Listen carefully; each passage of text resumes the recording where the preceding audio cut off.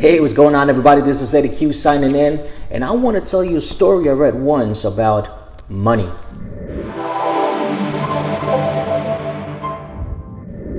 Hey, I'm glad you could join us. My name is Eddie Q, and I want to talk to you about a story that I read once about a wealthy person who was going away in a trip. Now, the story doesn't say where he was going, but the story did mention that this very wealthy person left three of his most entrusted servants a certain amount of money for them to multiply, for them to bring back, for them to reinvest. But the story mentions something very, very peculiar. The story says that the owner of this business, this person, left them according to their ability. To the first person, he left, let's call it about $10 million. To the second person, he left about $5 million. And to the third person, he left about $2 million, each according to their ability. Notice that the amounts are three different amounts, hefty, but still different. The story goes on to say that the first person, his first employee, whom he left $10 million, was able to return the initial 10 plus an additional 10. After the owner of this business, after this individual sees that his investment was multiplied, he calls the first guy, he's his first employee, and says, "You did a great job. Thank you so much. You're a great employee." To the second employee, whom he left $5 million, he was able to receive back his initial $5 million plus an additional $5 million. After he sees his investment pay off, he calls the second employee and says, "Man, you did great. You were great. You're faithful, you're a loyal servant, you're a loyal employee. Thank you so much for what you did." To the third, he received $2 million, and that's all he got back. He asked the employee, "What happened? Why didn't you multiply it? Why didn't you reinvest it? Why didn't you do anything with this money?" The employee replied, "Well, I stored it away. I hoarded the $2 million so that I wouldn't lose it." The owner says, "What did you do? That was not the intention. You didn't multiply. You didn't do anything with the money. You stored it away because of fear. You stored it away because you didn't know what to do with it. You put it away because you didn't generate any thoughts or any creativity to be able to multiply that investment. I don't want you to work for me anymore." Now, that may sound a little bit cruel to you. That may sound like, well, that third employee played the safety route, the safe journey to not lose it. But at the same time, when you play that route, when you play that card, you don't win anything at all. What is the moral of the story?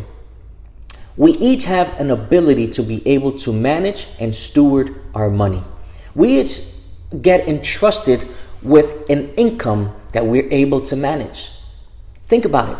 Very few people whom won the lotto, received a hefty inheritance, but never had the ability to manage such big amounts.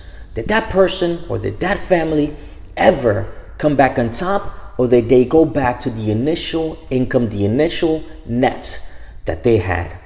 See, this is based on our ability to manage, our ability to control, our ability to steward. Our income is going to be equivalent to the mindset that we're able to manage. Our income, our finances, our money will always be at the level of our mindset. If we're thinking in the thousands, we'll be able to manage thousands. If we're able to think about the 10,000s, then we'll be able to manage the 10,000s, so on and so forth. Think about $1 million, and I'll put this into perspective. Would $1 million sound like a lot of money to you? Perhaps. I think it's a lot of money. Will $1 million home sound expensive to you? Now note the terms that I use. Expensive. Expensive is a relative term, it's a subjective term to whom we can't relate, or we can relate based on our ability to relate to it. For example, that same $1 million house that may seem expensive to a lot of people may seem extremely cheap, extremely inexpensive to a very wealthy person. So it is based on our ability to manage it, to control it, to multiply it. And I'm thinking about the first two employees whom they were given $10 and $5 million each. They were able to maneuver, they were able to reinvest and regain an additional 5. They were called good and faithful servants. But to the third one, he received kind of like the bad end of the stick. He received a lower amount and he wasn't able to multiply it. This is based on our ability and their ability to manage it. Here's the trick about money. Here's the little bit of a key that I can give you guys here today. Money will come and money will go according to our ability to manage it. If you can never see yourself managing $1 million, I can guarantee you will never earn, gain, receive $1 million.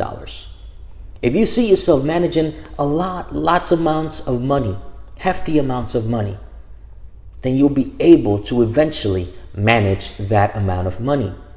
Each level comes with its additional responsibility. Money plays a lot of tricks on people. As a matter of fact, one of my favorite books says that the root of all evil is not necessarily money in it of itself, but is the love of money. When we try to only put money as our idol. See, money will come and money will go. Whatever you keep, whatever you spend, that is up to you. But please note this, that it is only based on your ability to earn it and your ability to spend it. As we learn from the story, hoarding away your money is not going to necessarily get you to the next level, to the next mindset of money. We need to understand how money works. As we learned in the story as well, heftier amounts goes to different individuals. The first individual got 10 million. The second one got 5 million. They were able to multiply it, and the story said that it was based on their ability. They had the ability to manage that kind of money. They had the ability to multiply that kind of money. So what are we doing with our current income? What are we doing with our current profits, our current take home? Are we able to manage it? Do you see yourself going to another financial level where you're able to manage heftier amounts of money? See, when we put money before everything else, we're bound to fail. Money should not be your primary purpose in life. Here's a take I want you to take of money. Money, or your job, is just an exchange of your time for your boss's money. You have the time, they have the money. Imagine if you're able to trade money for money. Imagine if you're able to do like the first two individuals who, instead of going to work, they put money to work. They didn't trade their time. They didn't trade 40 hours a week. They put $10 million and $5 million collectively to work. And each of them were able to receive the same amount in return. So their 10 million went and got 10 million. Their 5 million went and got 5 million. Imagine if you're able to find a way to have your money work for you. Imagine if you were able to find a way to send your money, or as we know it in this generation, invest your money so that your money will return money. What that will do is it will free up your 40 hours a week to do whatever you want with your time. And that's ideally how these individuals were thinking and how entrepreneurs think. They think about what they need to do, what we need to do to get our time back. Imagine what your life would be like if you were able to take those 40 hours a week back. Imagine what you were able to do with those 40 hours every single week. Imagine if you didn't have to go to work every day from 9 to 5. What those 8 hours a day will do for you, for your family, for your future generations, and for their generations to come. As entrepreneurs, as business people, as businessmen and women that we are, we need to be able to manage our money accordingly. Because when we put our money to work, you and I, my friends, will get our time back. Don't be like the third employee. Don't hoard your money away. Don't put it away under your mattress. Reinvest it into something that is safe and secure. Reinvest it into something that's going to bring you back the dividends that you and your family need. Because let me tell you something.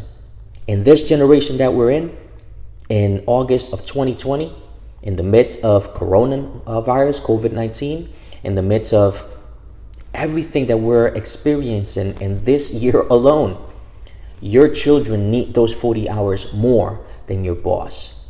I want you to really think about that. Our families need our 40 hours every single week more than our bosses. So what do you say we put our minds to work? We start reading, we start watching videos like this one, so that we can gain that knowledge to be able to send our money to work for us, so that we can buy our time back and do whatever we want. For me, it's real estate. For others, stock investments.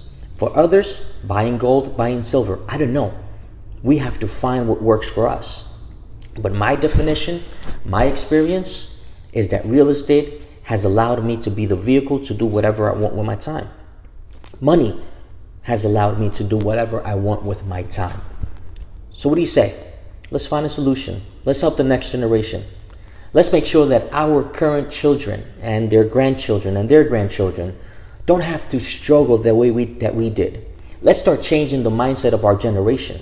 Let's start changing the trajectory of our journey, so that our next generations can also enjoy time with their families. Thanks so much for listening. This is Eddie Q signing off. Any questions on money, I'll be more than happy to assist.